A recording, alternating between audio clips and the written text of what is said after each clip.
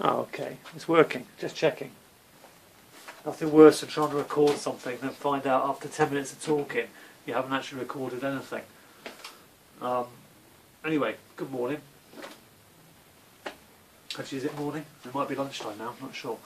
Or whatever it is, it doesn't matter because you could be watching this at any time of day, couldn't you? Night, wherever you might be. But anyway, welcome to my little studio. My humble, small studio. But it's great, I love it. It's got everything I need here. It's a converted garage. My partner Leslie kindly let me invade her space, her garage, and we converted it together into this small studio where I work. I love it. You know, it does the job. It really does. I've got a good sized table to paint at. I've got another table here to my left for I don't know, mounting pictures, parceling up pictures, sending stuff out, that type of thing. So you don't need a lot of space for a studio. I've got a tiny space and it works really well. I've made videos before on you. I mean, if you look on my YouTube channel, you'll see some videos I've made before.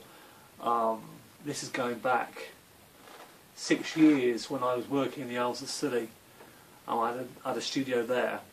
And if you look back anyway over my channel, there's some videos there you can view, some tutorials on painting, skies, and a couple of demonstrations anyway you can have a look at.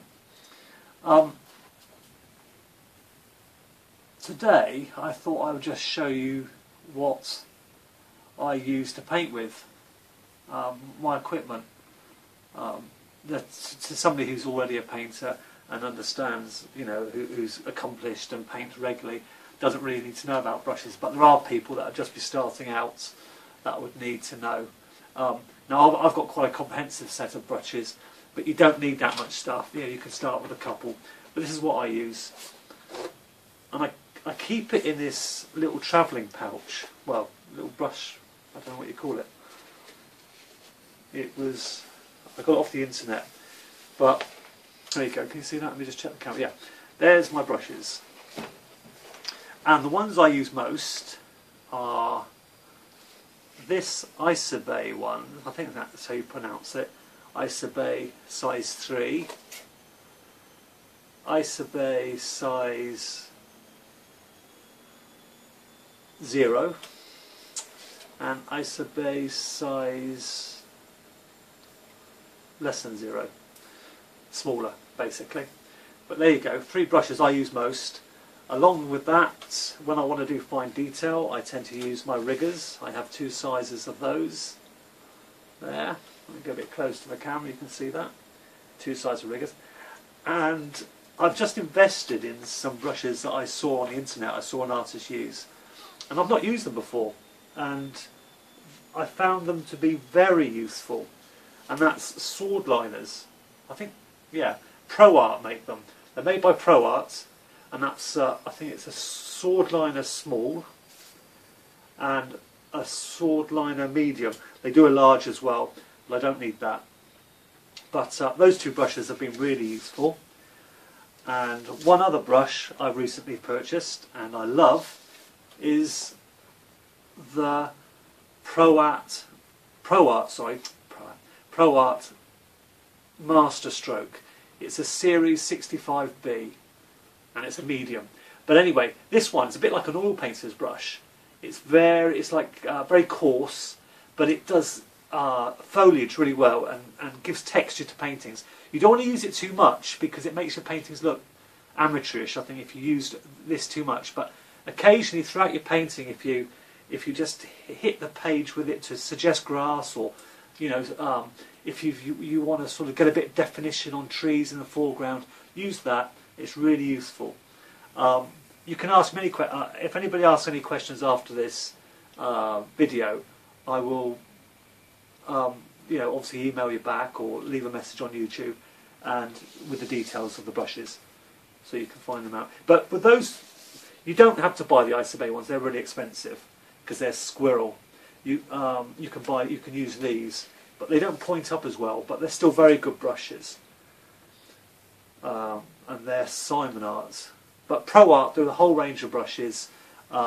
If you look at my blog, there's a page there which suggests materials for artists starting out. So you can have a look at that and it will get you going. But ask any questions. Ask me any questions you want. Those beginning, and I will happily answer them. Don't make them too difficult, because I might not know the answer. But if you've got sort of sensible questions, actually they don't have to be sensible, any questions you like. But ask the questions and we can try and give you some answers. Now the paints I use artist quality, and they're quite expensive to buy, but I do find the artist quality paints give you a much better result. The pigment's a lot stronger, so you're not using as much of it, but it costs more. You could buy the same colours in what's called student quality, and they're a lot cheaper. And I guess if you're just practicing and you're not worried about sort of selling, you could use those, and they give you know, a pleasant result. But I couldn't use them all the time. They're not good for, you know, professionally painting on a daily basis. I've just started to buy the bigger tubes of Winsor & Newton watercolours. They do a whole range, and these big tubes are great because they're 37mm. Before I was buying the 14mm tubes, and okay, these are a lot bigger. Obviously the 37mm tubes are a lot bigger, but even though they're expensive to buy, you end up getting a lot more paint for your money, because if you buy how many of those would you need? Oh, my maths is hopeless. 1428. Well, you'd almost need 3 of those to 1 of those. Well, you know, so you'd be saving money to buy that in the long run. You're saving a lot of money if you buy the 37mm tubes. So go for the 37mm if you can afford it. If you can't, buy the 14mm, and if you can't afford that, buy the student quality. Oh, they do these in a 5mm, I think, as well. But you know, like anything, if you can buy it in bulk, it's a lot cheaper. I'm not going to go for all the colours now. You can, if you look at my website, you can patrickleegreaves.com. I'll put a link on this video, but if you check out my website, you'll be able to see what sort of colours I use and brushes I use, and ask questions and I'll try and give you a best answer. Now quickly I'll show you some of my paintings I'm working on. I like to paint in a style which is quite loose and free. I don't like photograph. I say I don't like, I do like, but it's not for me. I don't like to paint like it in a style that's photographic. I like a painting to be loose and fluid and sort of capture a scene in as fewest brush strokes as possible, if that makes sense. This is a painting I'm working on. I don't know if you can see that. It's on my website. It's just a painting of some East Coast barges.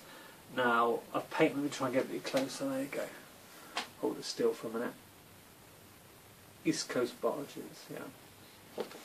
That's painted on a very smooth watercolour paper. I use Arche. That's on a £90 hot press paper. I enjoyed painting that one.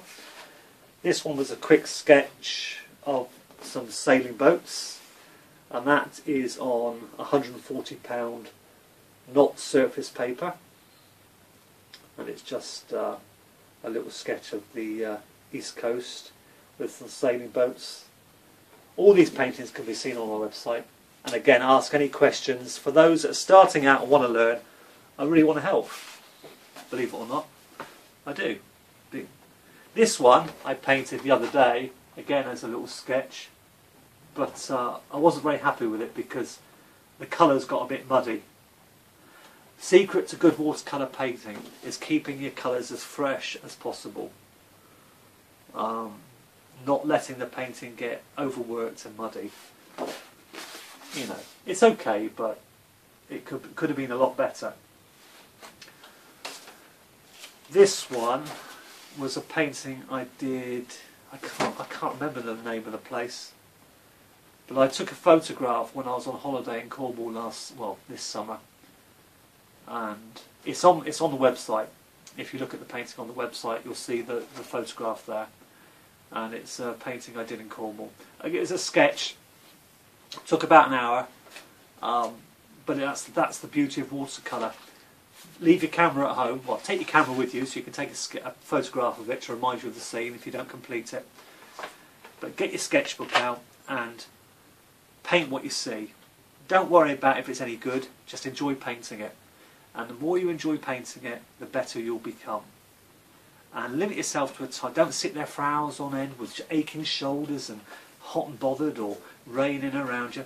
Just try and capture the scene as quick as possible and relax with it. That's the painting of Cornwall. And again, my memory's awful, like lots of yours probably. My memory's appalling.